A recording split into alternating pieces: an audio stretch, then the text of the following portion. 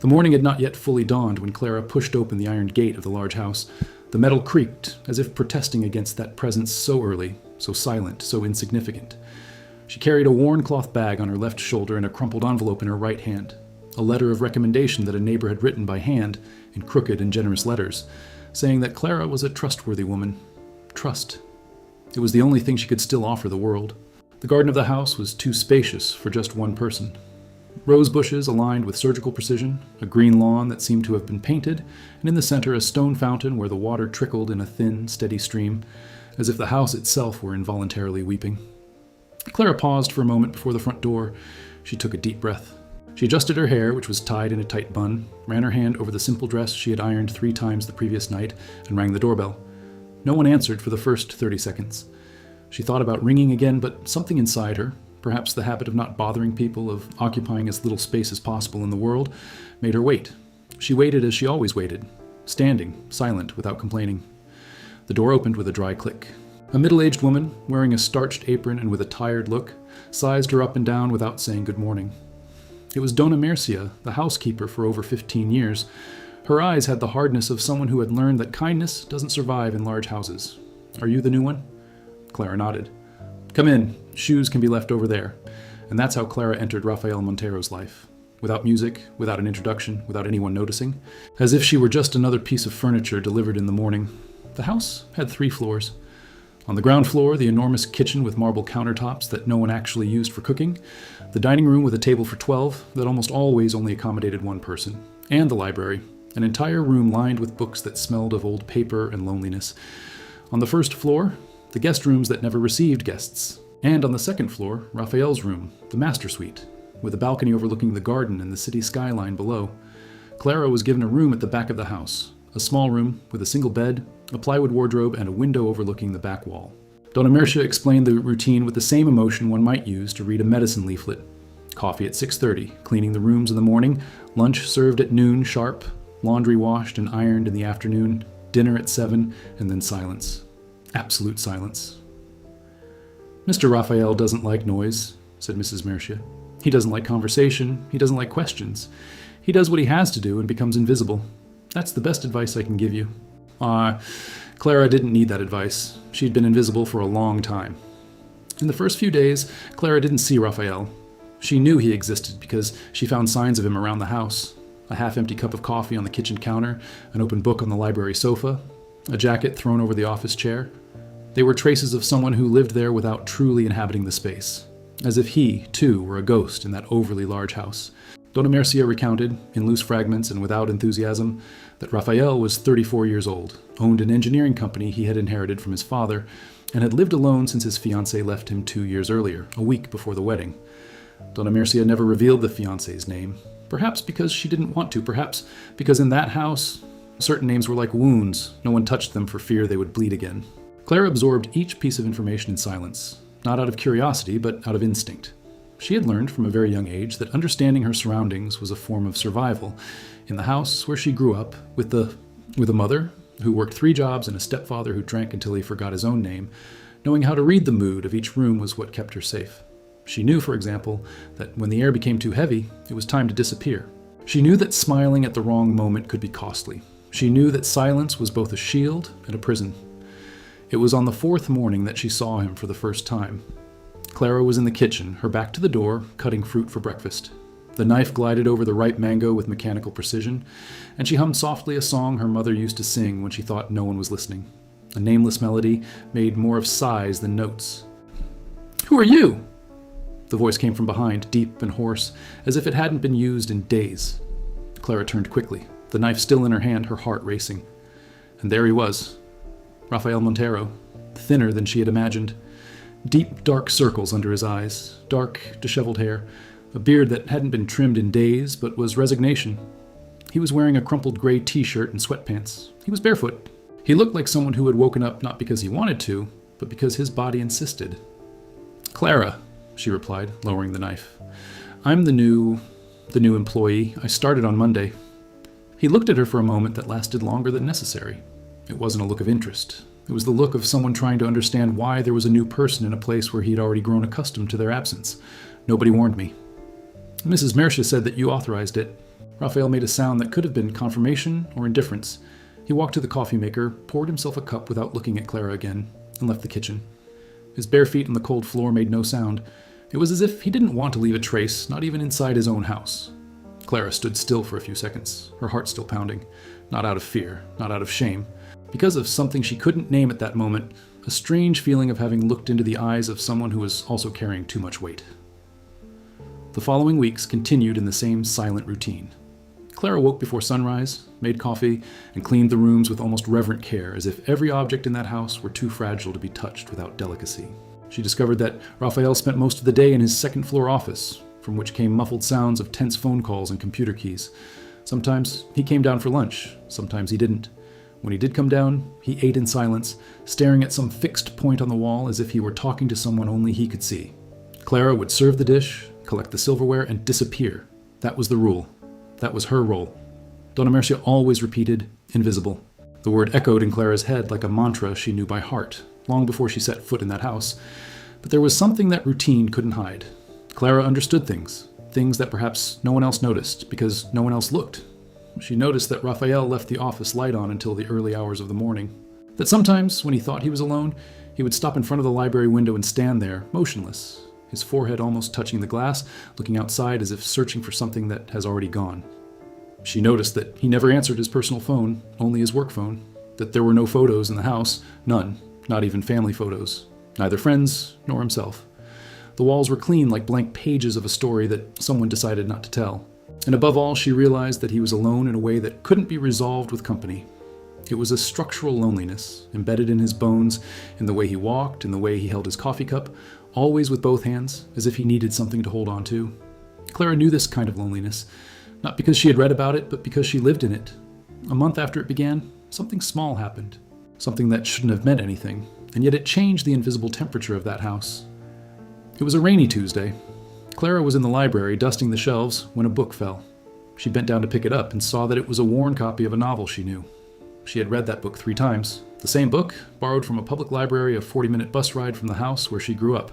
It was the story of a man who built an entire house for a woman who never came to live in it. Clara remembered every page. She remembered crying at the last sentence, sitting on the bus seat, returning home in the dark. Without thinking, she opened the book to the page she loved most. Her eyes scanned the lines as if reuniting with an old friend. And she smiled. A smile so small and so genuine that it seemed to belong to another version of herself, a version that existed before all the pain. "Are you familiar with this book?" Raphael's voice came from the library door. Clara was startled. She quickly closed the book as if she had been caught doing something forbidden. "Sorry, it fell off the shelf. I was putting it away. I asked if you know them." She hesitated. There was something in his voice that was neither an order nor a reprimand. It was curiosity. Perhaps the first genuine curiosity he had shown since she arrived. "I know it," said Clara, returning the book to the shelf. "I read it a long time ago." Raphael stood in the doorway for a moment. Then he went into the library, something Donna Mercia said he almost never did during the day. He walked to the shelf where Clara had put the book, took it out again, and looked at the cover as if it were the first time. "It was my mother's favorite book," he said, without looking at Clara. "She used to read it aloud to me when I was a child. I didn't understand anything, but I liked her voice." Clara didn't answer. Not because she had nothing to say, but because she understood that the moment didn't call for words. It only called for presence. And she stood there, dusting cloth in hand, while Raphael held the book and breathed as if trying to hold on to something that was slipping away. He put the book away, turned his back, and left. But that night, for the first time, the office light went out before midnight. From that day on, something shifted. It wasn't visible. It wasn't nameable. It was like a change in the current of a river that seems still. Raphael began to come down for lunch more often. Sometimes, when Clara served his meal, he would murmur a thank you that hadn't existed before. Once, when she placed an arrangement of flowers she had picked from the garden on the dining table, he looked at the flowers for a long moment and then looked at her, as if trying to connect 2 things that didn't make sense together, the simple beauty of the flowers and the simple woman who had placed them there. Clara sensed this change, but she didn't trust it. Life had taught her that attention is almost always a prelude to disappointment. As a child, every time her stepfather was kind, it was a sign that the storm was coming. As a teenager, the first boy who told her she was pretty only wanted to bet with his friends. And as an adult, the man who promised to stay by her side disappeared one January morning, taking half her belongings and all her ability to believe. Therefore, every gesture from Raphael, every glance that lasted a second longer, every murmured thank you, every time he stopped at the kitchen door as if he wanted to say something and then gave up, was received by Clara with the same caution with which one holds a glass that is already cracked, carefully, with distance, with fear that it might break completely. But she also felt something else, something that was slowly growing deep inside, where she kept the things she wouldn't allow herself to feel, a kind of warmth, like when you enter a house after walking for a long time in the cold. It wasn't love, not yet. It was recognition. She recognized in Raphael the same weariness she carried, the same resignation disguised as routine, the same fear of needing someone. 2 months into the project, Clara found something she shouldn't have found. It was a Wednesday, and she was tidying Raphael's office while he was out at a meeting. While cleaning out the desk drawer, the only one that was always slightly open, an envelope fell to the floor. Inside was a handwritten letter in an elegant, feminine handwriting dated 2 years ago. Clara didn't read it. He put the letter back in the envelope and the envelope back in the drawer, but he saw enough to notice that the ink was smudged in some places, as if someone had cried on the paper. And in the bottom corner, before the signature she didn't want to read, there was a single sentence that his eyes captured without permission. "I never wanted to hurt you, but I couldn't stay." That night, Clara washed the dinner dishes in silence while thinking about the phrase. She thought about how certain words can be both an explanation and a stab in the back. She thought about how many times she herself had heard versions of that phrase. "It's not you, it's the situation. I need to go. You deserve someone better." Phrases that seem kind, but leave the person on the other end wondering, for the rest of their life, what was so wrong with them that leaving was always easier than staying. She dried her hands on her apron and looked out the kitchen window. The house was silent. Upstairs, the light in Raphael's office was on again, and Clara felt an overwhelming, almost unbearable, urge to climb those stairs, knock on that door and tell him that she understood, that she knew what it was like to be left behind, that he didn't have to carry that burden alone, but he didn't go up, because he knew his place, and his place, as always, was in silence, in the back, invisible. Autumn arrived, bringing with it a change in the air that had nothing to do with the weather.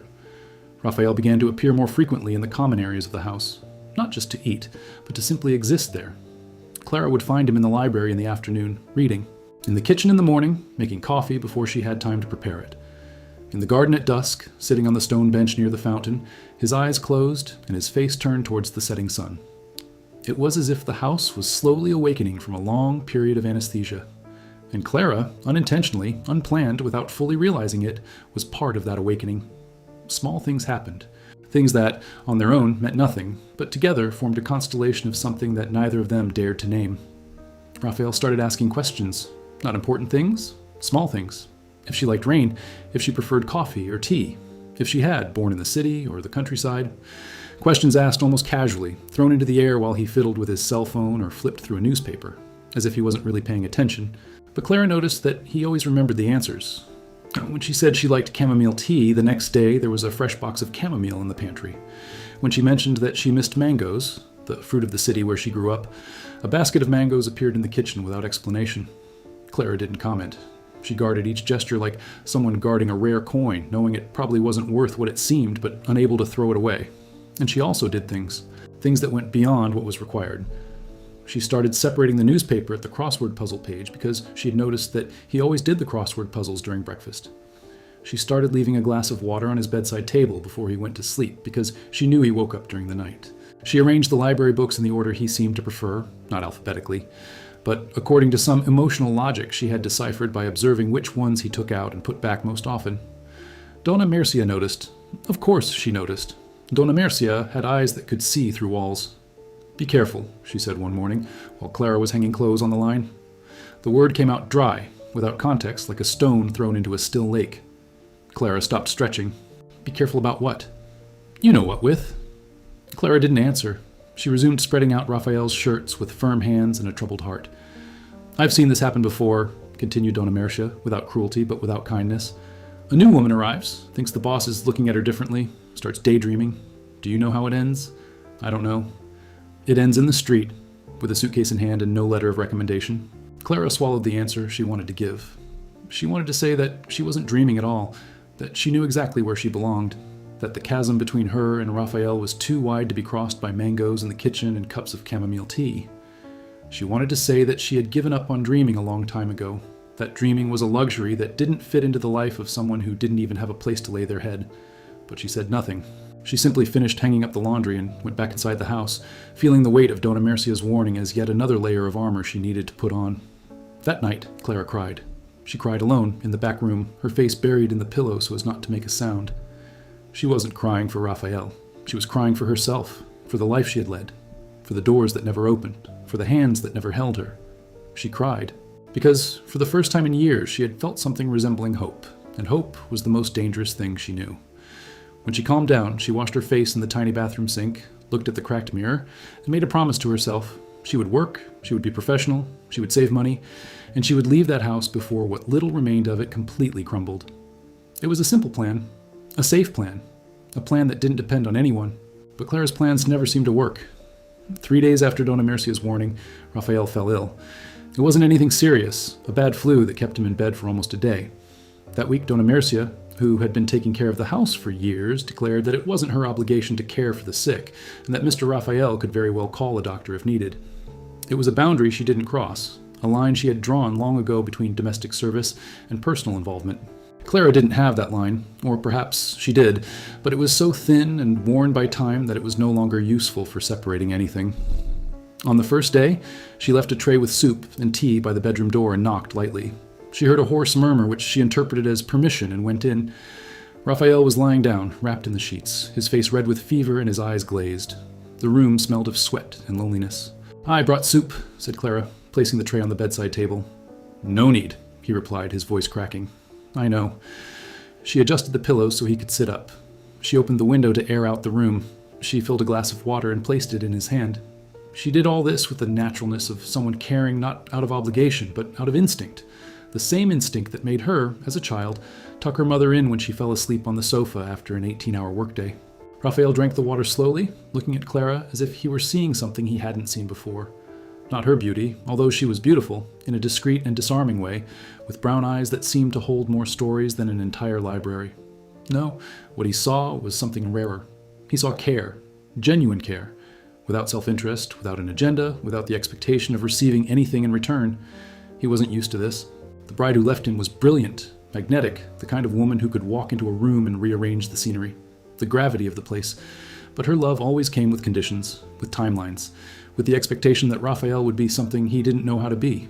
When he failed, when the company almost went bankrupt, when the nights became too long, when he shut himself off like someone entering a bunker, she decided that wasn't what was agreed upon. And she left. She left the letter. She left the ring.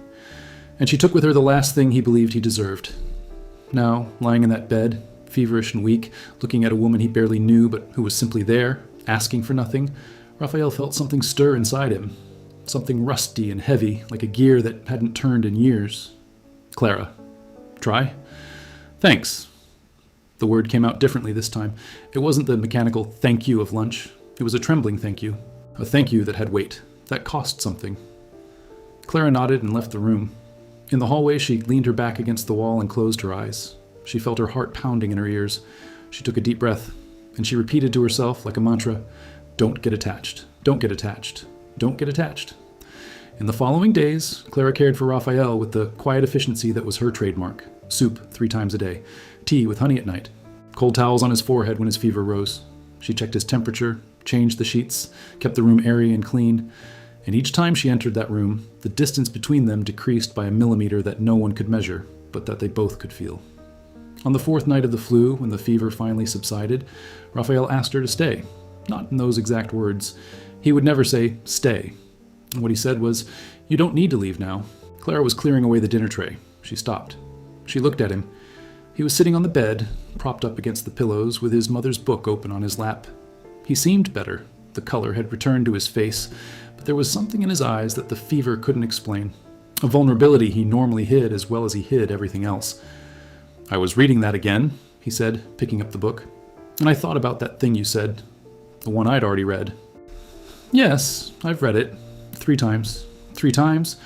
Sometimes we return to books for the same reason we return to certain places, because they hold pieces of ourselves that life has taken away."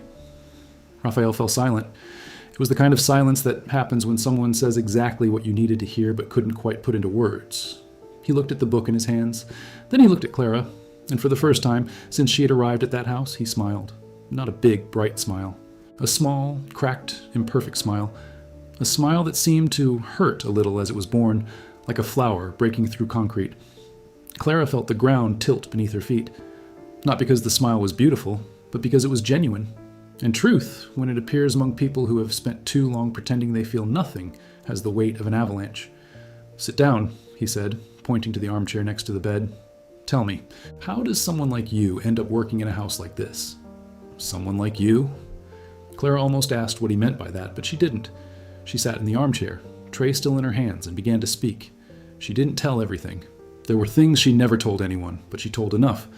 She spoke about her mother who worked until she fainted, about her childhood without books until a teacher opened the door of a library and said, "You can take as many as you want," about her stepfather, whom she learned to circumvent like one circumvents a dangerous animal, with slow steps and downcast eyes, about the scholarship she almost got and lost by 1 point. 1 point. The entire difference between one life and another, compressed into a multiple-choice question she got wrong because she was too hasty, about the jobs that came after, cleaning, cooking, caring for the elderly, babysitting, sewing, sales clerk, about the man who promised and then left, about the rented room she lost when she was unemployed, about the kind neighbor who wrote the letter of recommendation and said, "Go to that house, Clara. The salary is good and the boss doesn't give you trouble." When she finished speaking, she realized that Raphael hadn't moved. He hadn't looked at his cell phone. He hadn't interrupted. He was there, with the closed book on his lap, looking at her with an attention that Clara didn't immediately recognize because she wasn't used to receiving it. "You lost by 1 point?" he asked. 1 point. "And you never tried again?" "I tried. Other things. But life has a way of pushing us away from the places we want to be." "I know," he said. And there was so much packed into that "I know" that Clara understood he wasn't just talking for the sake of talking. He was recognizing himself in her, or recognizing in her something he thought he had lost in himself. They remained silent for a while. It wasn't an awkward silence. It was a habitable silence, like a well-lit room where two people can exist without needing to fill every second with words. Then Clara stood up, picked up the tray, and said goodnight. At the door, she turned around. "I'm glad you're feeling better. I'm glad you're here." The sentence hung in the air between them like a bridge. Neither of them knew if it was safe to cross. Clara nodded, left, and closed the door behind her. When she got to her room, she didn't cry.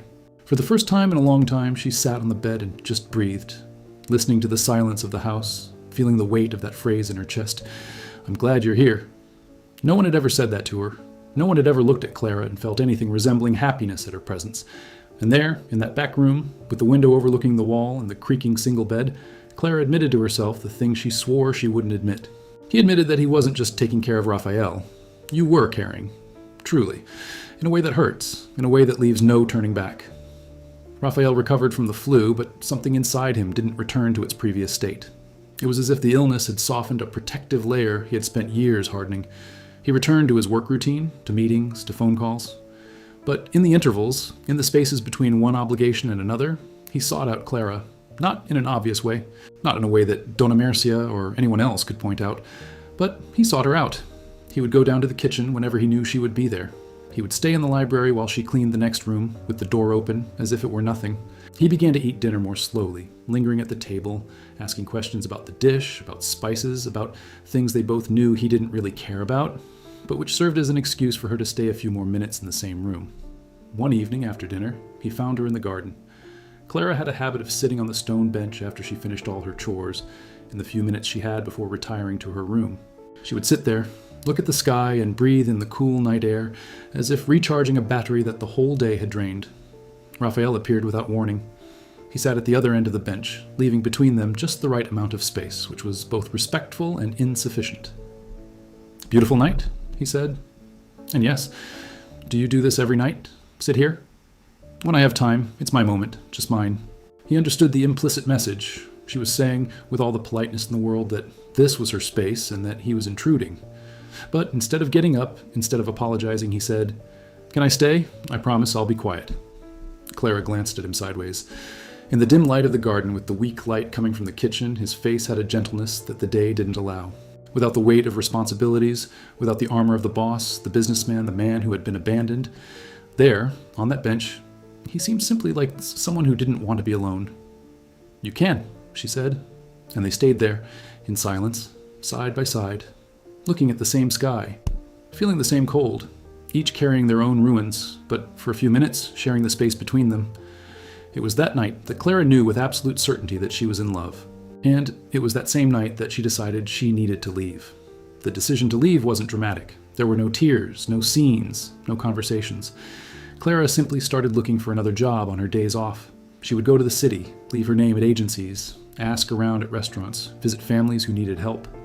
She did all this with the same quiet efficiency with which she did everything in life, without fanfare, without complaining, without asking anything of anyone. The problem is that Raphael noticed. She didn't notice the details. She didn't know about the agencies, the restaurants, the visits, but she noticed the change. Clara became strictly professional again. The small gestures that went beyond what was necessary, the newspaper open to the crossword puzzle, the glass of water on the bedside table, the special arrangement of the books, all stopped. She still did her job impeccably, but there was a new boundary, a coldness that wasn't exactly coldness. It was protection. Raphael felt the difference as if someone had turned off the heater in the middle of winter. Suddenly, the house that was beginning to seem habitable returned to looking like what it had always been. Large, empty, and cold. He tried to understand. He tried to mentally review if he had done something wrong, said something inappropriate, crossed any line. He found nothing, and that left him even more lost, because Raphael was the type of person who... He could solve problems when he knew what they were, but he froze when faced with things he couldn't name. A week passed in this new silence, different from the comfortable silence they had built. This was a silence full of unspoken things, as tense as a guitar string tuned a tone higher than it should be. Then, one Saturday morning, Mrs. Mercia resigned. The news caught everyone by surprise, though perhaps it shouldn't have. Donna Mercia was 62 years old, had a sick sister in the Northeast, and a pension that, according to her, was enough to live on if one didn't indulge extravagantly. She communicated her decision to Raphael with the same formality she used to communicate anything else. Direct, dry, without apparent emotion. I'm leaving at the end of the month. The girl can take care of the rest. The girl. That's how Donna Mercia referred to Clara, never by her name, as if naming her would create an intimacy she refused to have. Raphael received the news with an expression that could be interpreted as indifference, but which Clara, who had learned to read every micro-movement of that face, recognized as helplessness. Donna Mercia was the last connection to his old life, to the house as it used to function, to the time when he didn't need to think about anything domestic because everything was taken care of. Losing her was losing yet another anchor, and Raphael had already lost too many anchors. In the days that followed, something changed in the dynamics of the house. Without Donna Mercia as an intermediary, as a shield, as a constant reminder of the boundaries between employer and employee, Clara and Raphael were alone in a space that suddenly seemed too small for the amount of feelings that circulated aimlessly. Clara took on all the responsibilities. She cooked, cleaned, organized, shopped, answered phone calls, received deliveries. She worked 16 hours a day without complaining, because work was the only antidote she knew against feeling. As long as her hands were busy, her heart had no room to ask dangerous questions. But the body takes its toll. And on a Tuesday night, after a particularly long day, Clara fainted in the kitchen. He didn't hear the sound of his own body falling to the ground. He didn't feel the pain in his shoulder that hit the corner of the bleachers. He only came to when he felt water on his face and heard Raphael's voice, a voice she had never heard in that tone, a voice that seemed to have lost all the composure he cultivated like a second skin. Clara. Clara, for God's sake. Open your eyes. Clara. She opened her eyes and saw his face inches from hers. He was kneeling on the kitchen floor, holding her head with one hand and the other pressed against her shoulder, as if he could stop any pain with just a touch. His eyes were red. Not from crying, but from something that comes before crying. That instant when the body prepares for something the mind hasn't yet authorized. I'm fine, said Clara, trying to sit up. You're not well. You fainted. How long has it been since you ate properly? How long has it been since you slept? The questions came in quick succession, without waiting for an answer, as if each one were a punch he was giving himself for not having noticed sooner. I ate. I slept. It was just exhaustion. Exhaustion alone won't bring a person down, Clara. She looked at him, at his hands, which still held hers, at his eyes, which held an urgency she hadn't expected. And in that moment, both of them kneeling on the cold kitchen floor, the pot of soup still on the stove and the fluorescent light flickering above them like a reluctant witness, the truth they had both been avoiding became too much for the space. Why do you care? Clara asked. The question came out before she could stop it.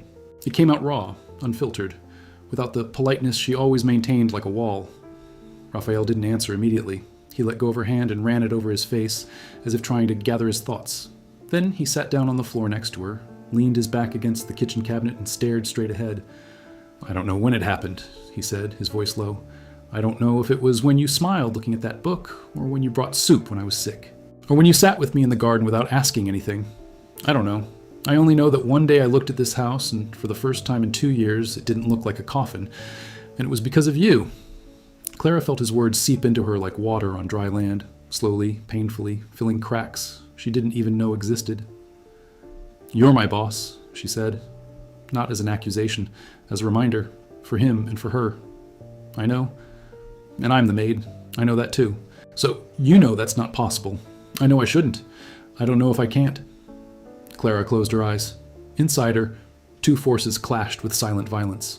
On one side, everything life had taught her, that people like her had no right to this kind of story, that the world was divided into large houses and back rooms, and that trying to cross that line was asking to be destroyed. On the other side, something older, deeper, more stubborn, the absurd and irrational desire to be seen, to be chosen, to belong to someone not out of obligation or pity, but out of genuine will. "I need to go," she said, opening her eyes. "No, Raphael. Not because I'm ordering you to, not because I'm your boss. I'm asking you to stay." "Why?" He turned to look at her. On the kitchen floor, sitting side by side like two lost children without any of the armor they wore during the day, Raphael said the most honest thing he had ever said in his life. "Because I'm afraid of going back to being who I was before you came along." Clara felt a tear roll down her cheek. She didn't wipe it away. She let it fall. Sometimes certain tears need to fall without anyone trying to stop them because they carry things that are too heavy to stay inside. "I'm scared too," she said, "but my fear is different from yours. I'm afraid of believing and then finding out it was just that. Loneliness. Loneliness accepts any company, Raphael. I don't want to be company with loneliness. I was that once. It almost destroyed me." He listened to every word. He let each one land on him with the weight it deserved. And then he did something Clara didn't expect. He stood up, extended his hand to her, and said, "So let's take it slow. No rush, no promises. Let's just stop pretending we don't feel anything. Because this is hurting more than anything else." Clara looked at the outstretched hand. A large hand, calloused from holding too much weight, with veins that bulged like rivers on a map. A hand that could be a bridge or a trap. A hand that could be the best or the worst decision of her life. She held on, not because he was sure, not because I believed everything would be all right. She held on because, at that moment, on the kitchen floor, with the soup bubbling and the light flickering, holding that hand was the most genuine thing she could do. The days that followed were not a fairy tale. There were no grand declarations, no cinematic gestures, no instant transformations. What happened was something more difficult and rarer. Two people learning to be together without knowing how. Clara continued working around the house because it was her job and because she had too much dignity to allow any feelings to change its nature. She cooked, cleaned, and organized. But now, sometimes, Raphael would appear in the kitchen and dry the dishes beside her. Sometimes he would grab a cloth and wipe the countertop. Sometimes he would sit on the stool near the stove and stay there, chatting about simple things, the weather, a movie he'd seen, a news story, while she prepared dinner. They were clumsy gestures. Raphael didn't know how to take care of a house. He didn't know how to fold a dish towel. He didn't know where things were in the pantry. But there he was, trying, and there was something deeply moving in the image of a man who managed dozens of employees in an engineering company but couldn't peel a potato without making a mess. Clara laughed. For the first time in that house, Clara laughed. A low, restrained laugh that escaped her like a bird that finally finds an open window. And each time she laughed, Raphael looked at her, as if discovering that the world has a color he had never seen before. But the world outside didn't disappear, and neither did the ghosts of either of them. One Friday night, Raphael's personal phone rang, the number he never answered. He stared at the screen for a long moment, and Clara saw the change in his face, saw his jaw clench, his shoulders rise, his armor recompose itself in real time, layer by layer, like a wall being rebuilt brick by brick. He answered. He left the kitchen. He went upstairs to the office.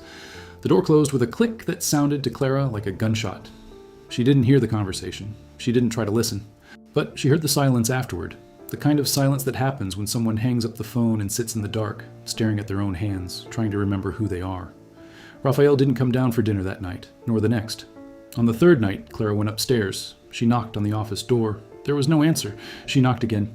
"Go away, Clara." His voice was cold, not cruel, cold, as if he had reverted to being the man she had met the first morning. Distant, reserved, occupying space without being present. "I brought tea," she said from the other side of the door. "I don't want tea, I know, but I brought it." Silence. And then, the sound of the chair moving. The door opened. Raphael's eyes were swollen, he had a beard, and his shirt was wrinkled. He looked like he had aged 5 years in 3 days. "It was her," he said. "On the phone. It was her." Clara didn't need to ask who. She nodded. She placed her teacup on her desk and turned to leave. "She's getting married," he said, as if speaking to himself. "She called to let me know. She said she wanted me to hear it from her and not from other people. She said she wished me happiness." The last sentence came out with a bitter, short, dry laugh. Happy. As if that's something she could wish for me after what she did. Clara stood still in the doorway. Every instinct told her to leave, to give him space, not to get more involved than she already was, but another instinct, the one that made her cover her sleeping mother, that made her carry soup for those with a fever, that made her look into the eyes of people everyone avoided, that instinct made her turn around. "Are you angry with her?" Clara asked. "I have. What did she do, or what did she take away?" Raphael looked at her. It was a sharp, precise question, the kind that cuts right to the bone, the kind that only someone who knows inner wounds can ask. "Because of what I've become because of her," he said after a while. "I'm not angry because she left. I'm angry because when she left, I left with her. I disappeared. I locked myself in this house and became a ghost. In my own life. And the worst part is that I did it all alone. She left, but I was the one who locked the door." Clara leaned against the door frame and crossed her arms. Not defensively, but as someone preparing to say something important. "You know what I think? I think the anger you feel isn't about her. It's about you. You're angry at yourself because you let someone have so much power over who you are. And now that you're starting to get out of that, the phone came along and pulled it all back. But she only has that power if you give it to her." He remained silent for a long time. The tea grew cold on the table. The dim light from the lamp cast shadows on his face. "When did you become so wise?" he asked with a half smile that held more sadness than humor. "It's not wisdom. It's a scar." Raphael exhaled as if he had been holding his breath for days. He picked up his teacup and took a sip. "Thank you for coming up." "I will always go up," Clara said. And then, realizing the weight of what she had said, she added more quietly, "As long as I'm here." She left. And this time, when she returned to her room, she didn't cry and didn't promise herself she would leave. She sat on the bed, looked out the window overlooking the wall, and for the first time thought that maybe she deserved something more than the wall. The following weeks were a slow and delicate reconstruction, like restoring a fresco that the humidity had almost destroyed. Raphael gradually came back to himself. Not the Raphael of before, not the closed-off and gray man that he lived like a shadow in his own house. A different Raphael who was learning, with the difficulty and lack of practice of someone who had been immobile for too long, to open doors he had locked. He started doing things he never did before. He cooked for Clara one Sunday morning, scrambled eggs that were slightly burnt and toast that came out darker than it should have been, but which she ate whole, smiling, as if it were the best breakfast in the world. He took her to the city on a day off, not for shopping or errands, but for a walk, just a walk. Side by side on streets she knew intimately, from the windows of crowded buses, from the sidewalks she hurried across between jobs, and which she now saw differently, slowly, with someone by her side. On one of those walks they passed a bookstore. Clara stopped in front of the window. Her eyes met a book, not Raphael's mother's book, but another one, and lingered there, captivated by that silent hunger known only to those deprived of something essential. Raphael saw. He said nothing. He went to the bookstore and came out with the book wrapped in brown paper. "Take." "It is not necessary. I know you don't need to. I want to." Clara held the book against her chest and felt the paper beneath her fingers. No one had ever given her a book. No one had ever looked at her looking at something and thought, "I can give this to her." The simplicity. The gesture struck her with a force that expensive gifts never could, because it wasn't about the book. It was about being seen. That night, in the back room, Clara read the first pages of the new book and fell asleep with it open on her chest, like a blanket made of words. But it wasn't all smooth sailing. There were difficult days. Days when the differences between them, of class, of history, of world, were felt like a glass wall, transparent but impenetrable. One afternoon, a woman came to visit Raphael. A tall, blonde co-worker dressed in a casual elegance that cost more than Clara earned in 6 months. The woman entered the house as if the space suited her. She took her bag, threw it on the sofa, and greeted Raphael with 2 kisses on the cheek and a crystal-clear laugh that echoed down the hallway. "Rafa, you've become so thin. You need to go out more, have fun. We miss you at dinner parties." Clara served coffee to the 2 of them in the living room. The woman didn't even look at her. Not a thank you, not a wave. To that woman, Clara was part of the furniture, a functional extension of the house, as worthy of attention as the coffee table or the lamp. Raphael glanced at Clara as she left the room. A quick, almost imperceptible look, full of things he couldn't say in front of another person. But Clara had already left, and his gaze lingered on the empty hallway. In the kitchen, Clara washed the cups harder than necessary. Not out of jealousy, or not only out of jealousy, for something worse. For the brutal certainty that, in the eyes of the world, she and Raphael made no sense. That to the people who frequented his life, she would always be the maid, the girl who serves the coffee, the invisible one. When the visitor left, Raphael found Clara in the garden. She was sitting on the stone bench, with her arms crossed and her gaze fixed on some distant point. Clara. Patricia is a colleague, just a colleague. I know, it's not about her. So what's it about? Clara took a while to answer. When she did, her voice was firm but fragile, like a rope bridge over a precipice. It's about me serving coffee in the living room while she talks to you about dinners and trips and worlds I'll never set foot in. It's about knowing that, no matter how much we sit together on the garden bench and no matter how many books you give me and look at me in that way that makes me forget who I am who I am, and you are who you are. And the world doesn't forget that, even if we want it to. Raphael sat down next to her. This time, he didn't leave any space on the seat. He sat close enough that their shoulders touched. Do you think I care what the world thinks? I don't think you know what it's like to have the whole world reminding you, every day, that you're not enough. He remained silent. Because she was right. He didn't know. He had been born on the right side of inequality. And although he had his own pain, and he did, it was pain with a roof over his head, with comfort, with a safety net. Clara's pain was the pain of someone who fell with nothing underneath.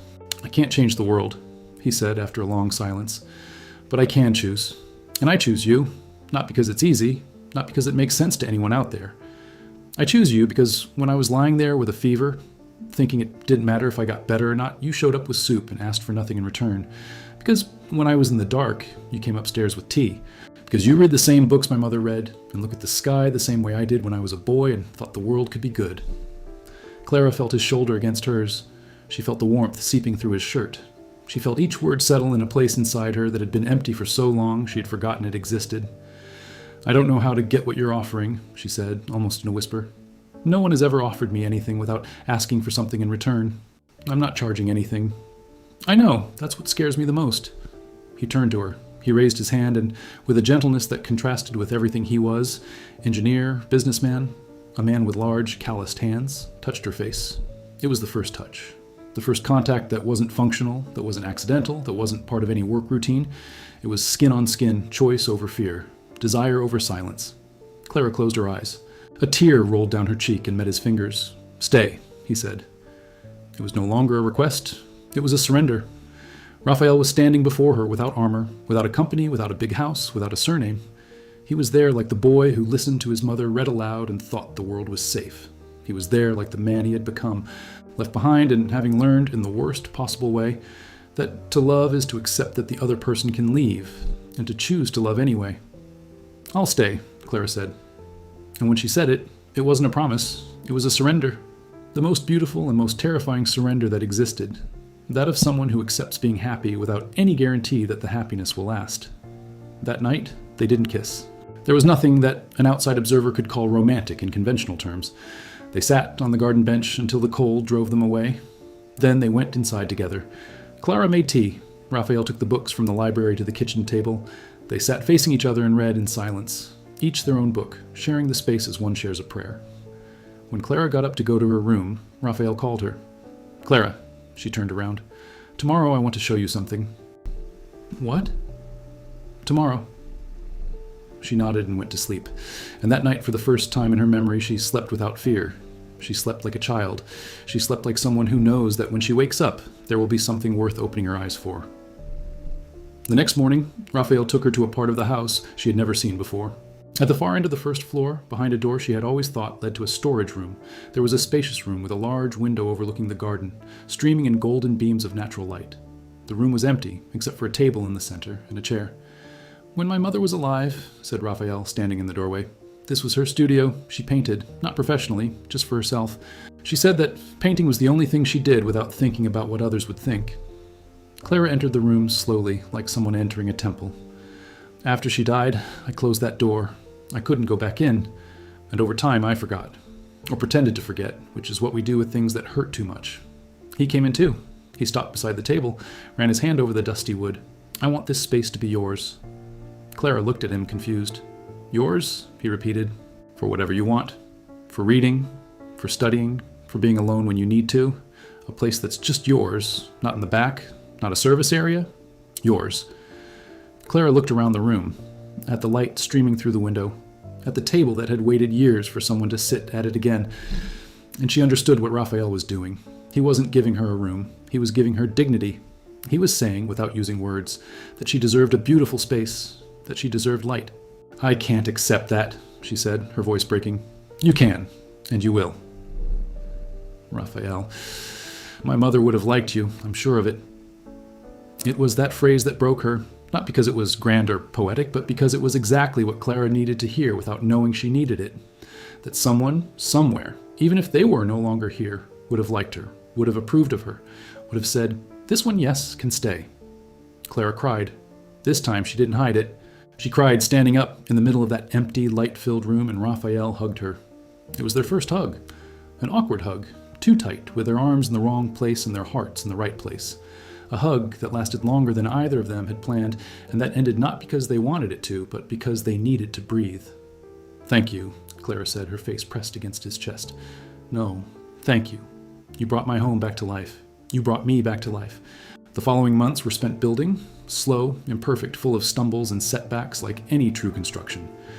Clara began to study. She found old textbooks in the library, downloaded materials onto a computer Raphael gave her, and resumed the studies that life had interrupted. She sat in her studio, every day after work, and read, wrote, and solved exercises.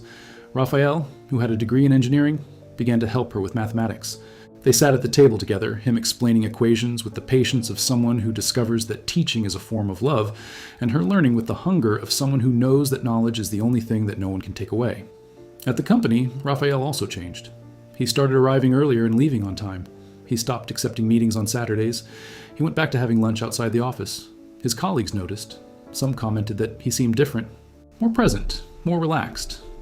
A longtime employee who had known him since college said, "It seems like you finally left that house." He smiled and didn't explain. Not because he was ashamed, but because what existed between him and Clara was too intimate to be translated into hallway conversations. It was a language only the two of them spoke, made of tea in the early morning, shared books, habitable silences, and an everyday kindness that didn't need a stage. But the world, as Clara knew, never stops remembering. And the memory came in the form of someone neither of them expected. Raphael's brother showed up unannounced one afternoon in October. Lucas Montero. Younger, louder, more conventionally handsome, a wide smile, expensive clothes, a flashy watch. He entered the house with the energy of someone who thinks all the space belongs to him and found Clara in the kitchen. "Hey, who are you?" "Clara, I work here." Lucas looked at her with that kind of masculine assessment that doesn't bother to disguise. Then he smiled, a smile that had more teeth than warmth, and went to find his brother. Clara overheard the conversation from the kitchen. Not by choice, but because Lucas was speaking loudly enough that the walls didn't make a difference. "Rafa, who's that?" "The new maid?" "Pretty, huh?" "Very different from Mercia." "Stop, Lucas, relax. I'm just commenting. By the way, why are you acting so strange?" Patricia said, "You refused dinner at Mendonca's house. You love Mendonca's dinners." "I never liked Mendonca's dinners." "I know. Look, I came because Dad wants to talk to you. About the company. About the merger." The conversation took a professional turn that Clara didn't follow, but the word Dad stuck in her head. Raphael almost never talked about his father. Clara only knew that he was alive, that he lived in another city, and that the relationship between them was the kind that survives in formality and dies in intimacy. Lucas stayed for dinner. Clara served the table with her usual professionalism, but she felt Raphael's brother's gaze on her, a gaze that measured, evaluated, and cataloged her with the nonchalance of someone accustomed to treating people like items on a menu. At one point, Lucas turned to her and said, "Clara, this chicken is amazing." "Where did you learn to cook like this?" "In life," she replied without smiling. Lucas laughed. Raphael didn't. After Lucas left, Raphael found Clara washing the dishes. He stood in the kitchen doorway, hands in his pockets, an expression that mixed suppressed anger with shame. "I'm sorry about my brother." "You don't need to apologize. He didn't do anything." "Yes, he did. And we know what he did." Clara turned off the tap and turned around. "Raphael, I've been around people like your brother since I was born. Men who look at women like I do and see two things, either work or distraction. I know how to deal with that. You shouldn't have to deal with this, but I do have it. And I have it because the world is like that. It doesn't change just because we want it to. It can change. It can, but it doesn't change because I want it to. It changes by choice, and the choice is yours too. He understood what she was saying. It wasn't a demand, it was the truth. The moment when Raphael would have to decide how to present Clara to the world, whether as a maid, as a friend, or as something more, was approaching. And this decision carried consequences that he could easily absorb, but which would fall on Clara like rain on a tin roof. That night, Raphael didn't sleep. He stayed in his office, not working, but thinking. Thinking about how his father would react, how his brother would react, how his colleagues, his friends, the whole of society would react if he, Rafael Montero, heir to an engineering company, showed up with a woman who served coffee in his house. And then he thought of Clara, of the way she chuckled softly when something surprised her, of the way she held the book against her chest after reading a beautiful passage, of the way she looked at him, without adoration, without submission, without financial interest, with an honesty that he completely disarmed himself.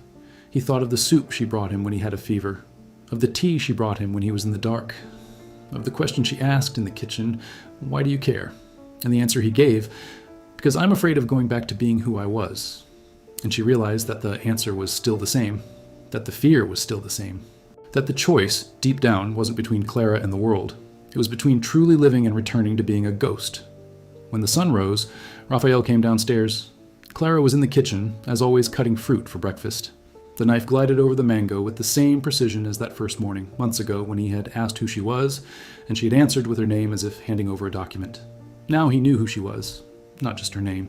He knew the hands that cared without asking for anything in return, the restrained laughter that seemed made of molten gold, the intelligence that poverty had hidden but not erased, the dignity that no humiliation could take away, the courage to sit on a park bench next to someone and say, "I'm afraid," without knowing if the other person would hold back that fear or run away. Clara. She turned around with a knife in her hand, just like the first time. But everything was different. Her eyes knew things they hadn't known before. His eyes did too. "My father wants to see me next week. He wants to discuss the company merger, a formal dinner at his house." Clara nodded. She began to turn back towards the fruit, understanding that this was his business, his world, a world beyond her reach. "I want you to come with me." She stopped. The knife hung suspended in midair. "What?" he asked without turning around. "With me, by my side. Not as an employee, not as a companion, as the person you are to me." Clara slowly placed the knife on the counter. She turned. She looked at him. And in her eyes there was something Raphael had never seen before. It wasn't fear, it wasn't joy, it wasn't doubt. It was all of those things at once, compressed into a look that said, "Are you sure you want to open that door?" "You know what's going to happen," she said. "Your father, your brother, your friends, they're going to look at me and they're going to see the maid. Well, and I'll look at them and tell them they're wrong. It's not that simple. I know it's not simple. Nothing worthwhile is simple. You taught me that." Clara felt her chest tighten. Not from pain, from something that felt like pain, but was, in fact, the weight of a happiness she didn't yet know how to bear. The happiness of those who had been deprived of it for so long that, when it arrives, the body doesn't recognize it and reacts as if it were a threat. "Okay," she said, "I'll go." Dinner at Raphael's father's house took place one November evening. Clara wore her best dress, a dark blue dress she'd bought at a thrift store, simple, unadorned, that draped over her body with an elegance that didn't depend on the label. She styled her hair differently. She put on the earrings her mother had given her when she turned 15, the only earrings she owned. Raphael waited for her in the living room.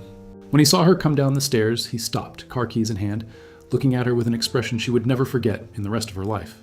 It wasn't desire, though. There was desire. It wasn't admiration, although there was admiration. It was respect. The kind of respect that arises when you understand that the person in front of you has faced more than you will ever face, and yet is still there, standing, with cheap earrings and intact dignity. "You look beautiful," he said. "I'm scared," she replied. "Me too. We go even when we're scared." Raphael's father's house was even bigger than his own. A mansion with iron gates, uniformed servants, and a garden that looked like a public park. Clara entered holding Raphael's hand, feeling the sweat between her palms, and thought about how many times, in how many houses like that, she had entered through the back door. The reception was cold. Raphael's father, a tall, thin man with white hair and eyes that looked like scalpels, looked at Clara with the same expression he would use to analyze a report that didn't satisfy him. Lucas was there too, with a cynical smile he didn't bother to hide. There were other people, colleagues, partners, people in suits and dresses who talked about markets and acquisitions as if they were talking about the weather. No one asked Clara what she did. No one asked where she came from. No one sat next to her at the dinner table. She took her place silently, her back straight and her hands in her lap, and ate with the same delicacy with which she did everything, each gesture measured, each movement thought out, as if each bite were an act of resistance. In the middle of dinner, Lucas asked the question, with that smile, with that rehearsed casualness of someone throwing a grenade and pretending it's confetti. "So, Clara, Rafa said you two met at his house. You worked there, right?" The silence that followed was so dense that Clara felt she could touch it. All eyes turned to her. Raphael's father slowly placed the silverware on the table. Clara looked at Lucas. Then she looked at Raphael's father.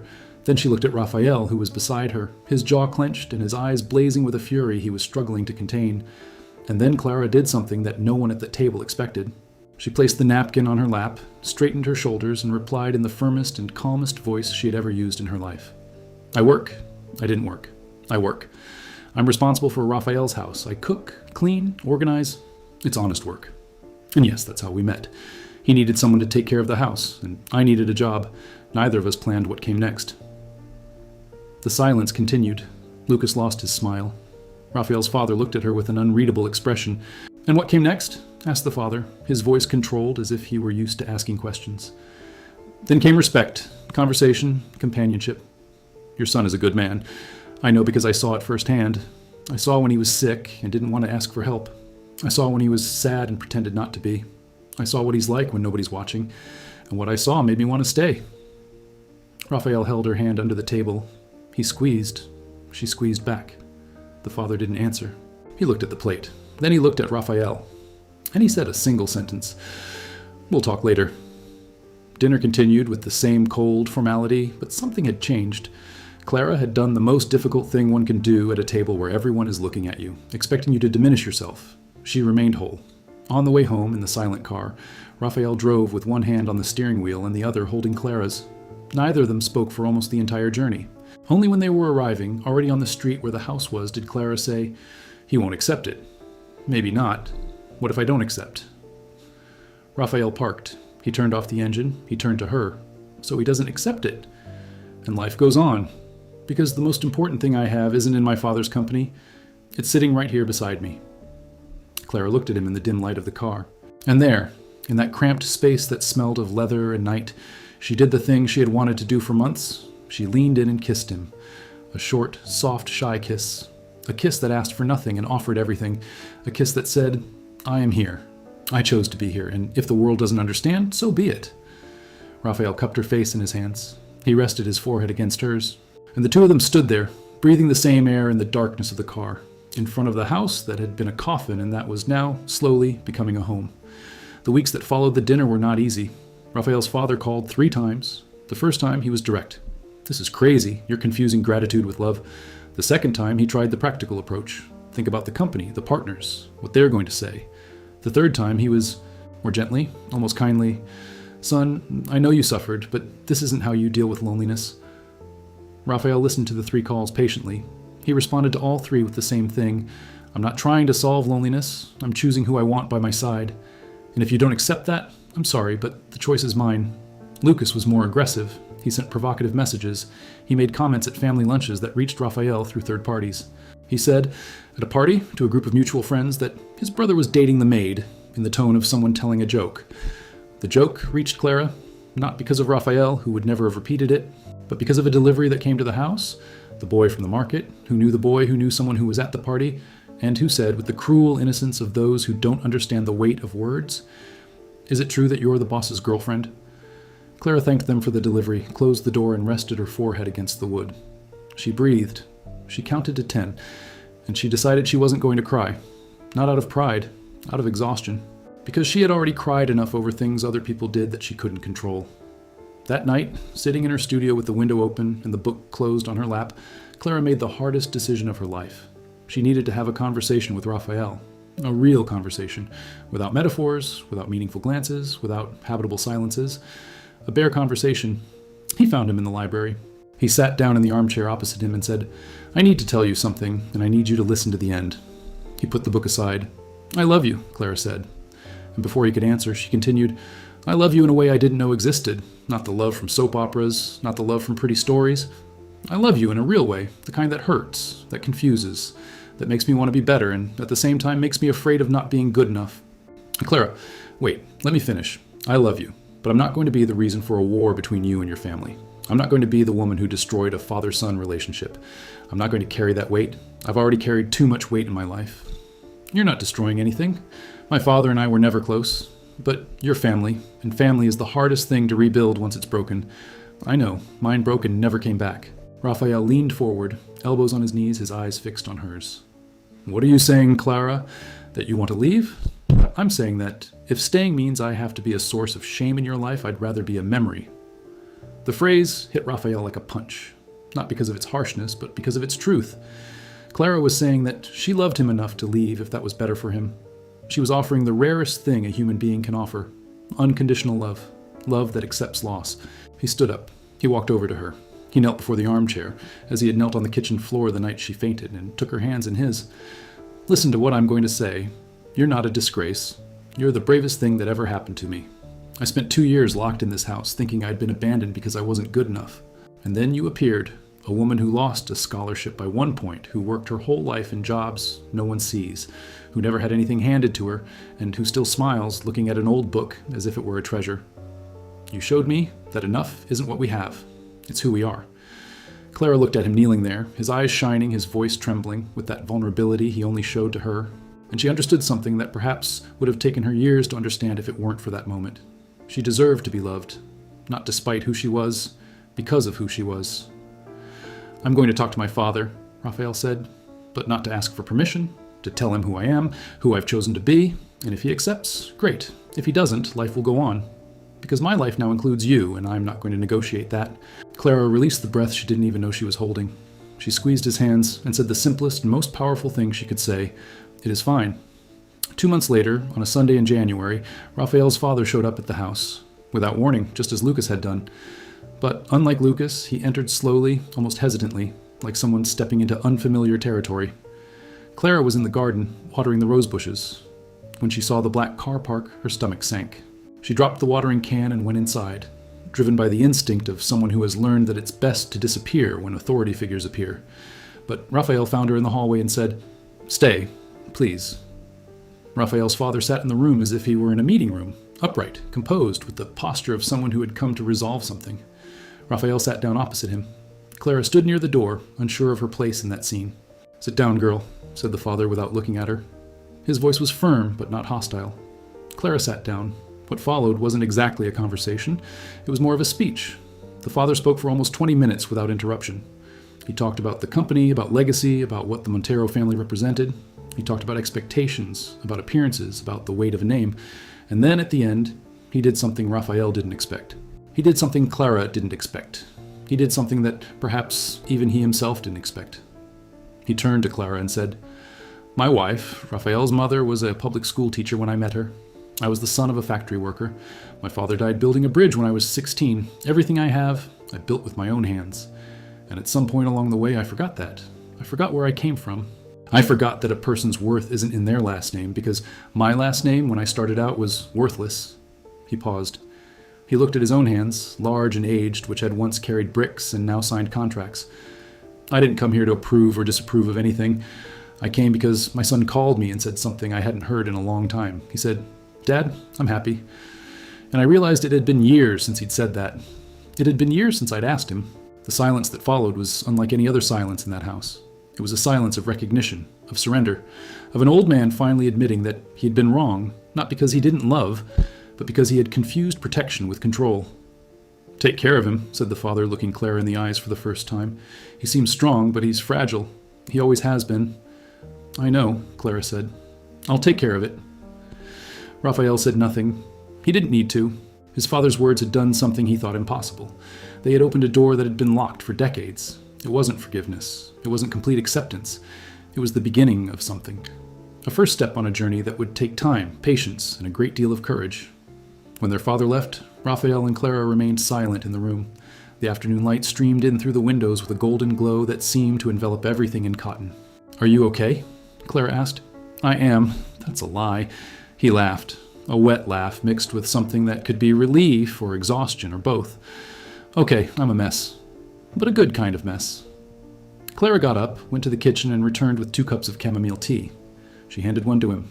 She sat down next to him on the sofa, rested her head on his shoulder, and they stayed there, drinking tea in silence, while the house around them breathed as if it too was finally waking up. A year later, Clara took the university entrance exam. She studied for months in the studio that Raphael had transformed for her, with books he bought, and with his patient help in the early hours of the morning before the exam. She passed, not by a single point. She passed with a score that placed her among the top candidates, and when the results came out, it was Raphael who cried first. Clara was no longer the housemaid.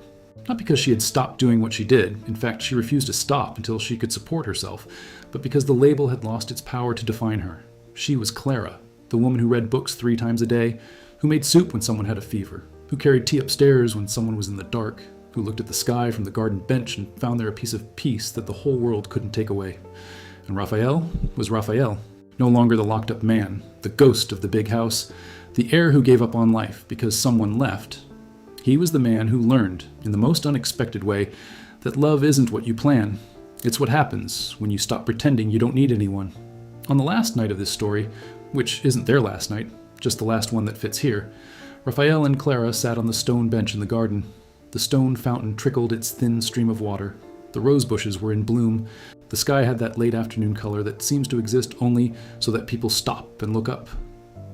"Do you remember the first time I sat here with you?" Raphael asked. "I remember. You asked to stay and promised you'd be quiet. Did I keep my promise?" "For about 3 minutes." He laughed. She laughed. And their laughter mingled with the sound of the fountain water and the wind rustling through the rose bushes, creating a nameless melody that anyone who had ever truly loved would recognize immediately. "Clara? Thank you for ringing that doorbell." She rested her head on his shoulder. She closed her eyes. She breathed in the approaching night air. "Thank you for opening the door." And there they stayed. 2 people whom life had broken in different ways, and who, together, had found not perfection, but something far rarer and far more beautiful. The courage to allow themselves to be mended. The water from the fountain continued to flow. The stars appeared, one by one, as if the sky were lighting up for 2 spectators who had finally learned to look up. And the house, which had once been too big, too empty, and too cold, was now just a house with the light on. With the scent of chamomile, with open books, with the front door unlocked, a house where someone finally stayed.